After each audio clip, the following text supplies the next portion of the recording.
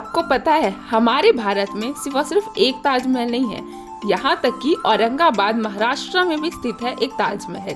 जी हाँ, आप बिल्कुल सही सुन रहे हैं, जिसे कि हम मिनी ताजमहल या बीबी का मकबरा कहते हैं। तो मैं गई हुई थी औरंगाबाद और वहाँ पर ऑटो वाले अंकल मुझे बोलते हैं कि चलो आपको मिनी ताजमहल दिखाता हूँ। सुनने में तो बहुत अजीब लगा, लेकिन मैंने भी बोला चलो देख ही लेते हैं।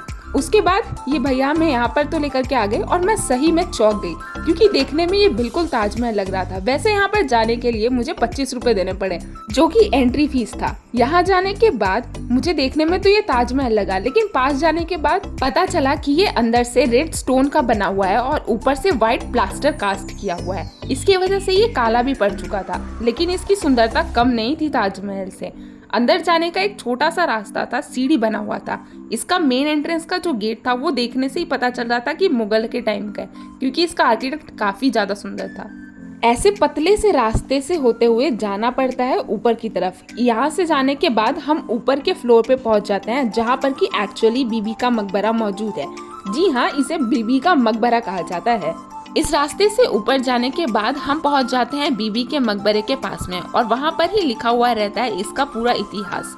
हाँ, इसकी पूरी हिस्ट्री, ये बहुत ही हिस्टोरिकल प्लेस है, तो इसे यूनेस्को साइट भी कहा जाता है, और साथ ही साथ ये ASI के अंदर में आता है। अगर मैं आपको इसके इतिहास के बारे में बताऊं तो इसे औरंगजेब के बेटे आजम शाह ने अपनी माँ के याद में बनवाया था। उनकी माँ का नाम दिलरस बानो बेगम था। इसका आर्किटेक्ट उत्ता उल्ला के द्वारा करवाया गया था। अगर बात करें इसके निर्माण की तो 1668 से 1669 तक बना था। वैसे यहाँ का आर्किटेक्ट देखने में वाकई बहुत ज्यादा खूबसूरत था। बाहर में चप्पल जूते खोलना पड़ा, क्योंकि यहाँ पे साफ लिखा हुआ था।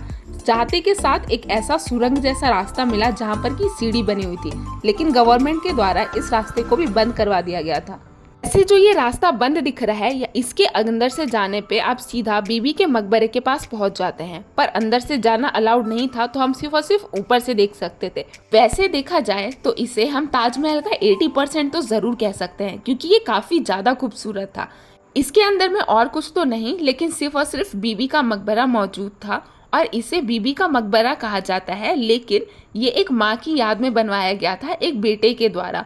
तो यहाँ पे आप नीचे में देख सकते हैं कि कुछ खास तो नहीं, पर बीबी का मकबरा है, जिसके ऊपर की बहुत सारे लोग अपने मन्नतों को मांग और मन्नत पूरी होने पर चादर भी चढ़ाते हैं। यहाँ पर काफी सारे लोग सिक्के भी चढ़ाते हैं, जिसके द्वारा कि लोगों का ऐसा मानना है कि मन्नतें पूरी होती है।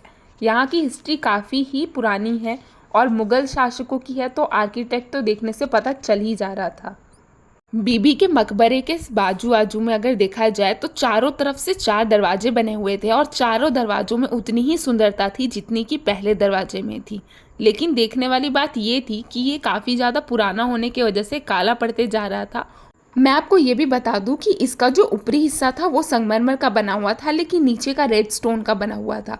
ये मुझे तब पता चला जब मैंने यहाँ के टूटे हुए दीवारों को देखा। यहाँ के टूटे हुए दीवारों को देखने के बाद पता चल रहा था कि अंदर से रेड स्टोन का यूज किया गया था, लेकिन पुराना होने की वजह से ये देख सकते हैं आप किस तरीके से ये निकलते जा रहा था व्हाइट कास्ट, और अंदर का दीवार जो था रेड स्टोन वाला वो काफी अच्छे तरीके से विजिबल था। अगर मैं बात करूँ तो इसे पूरी तरीके से ताजमहल पर ही बनाया गया है। इसका आर्किटेक्ट बिल्कुल उसी तरीके से रखा गया है। यहाँ पर आसपास में बहुत बड़ा एरिया था जो कि इसी के अंडर में आता है, पूरे तरीके से गार्डन बना हुआ, जो कि देखने में काफी ज्यादा खूबसूरत लग रहा था। अगर मैं आपको बताऊं इस गार्डन में जाने का रास्ता, तो आपको मैं दिखा रही हूँ। यहाँ पर ऐसे छोटे छोटे से सीढ़ियाँ बनी हुई थी। इस पूरे मंदिर में 4 सीढ़ियाँ बनी हुई थी। ये चारों सीढ़ियों से आप नीचे जा सकते थे और सीधा आप गार्डन में पहुंच सकते थे। ये देखिए वो सीढ़ियाँ। अब यहाँ पर जब मैंने देखा तो बहुत सारे जगहों पे ASI का मार्क दिया हुआ था। इससे मेरे को पता चला कि इसका कितना ज़्यादा महत्व है। ASI के द्वारा भी इसमें काफ़ी सारे सर्वेज हो रहे हैं। वैसे मैं बताऊँ ना तो ये बहुत ही ग्रेट एक्सपीरियंस था। यहाँ पे जाओ तो आप ज़रूर घूमने के लिए जाओ, आपको लगेगा आप ताजमहल ही पहुँच गए हो, और काफ़ी अच्छा इन्वायरमेंट लगेगा।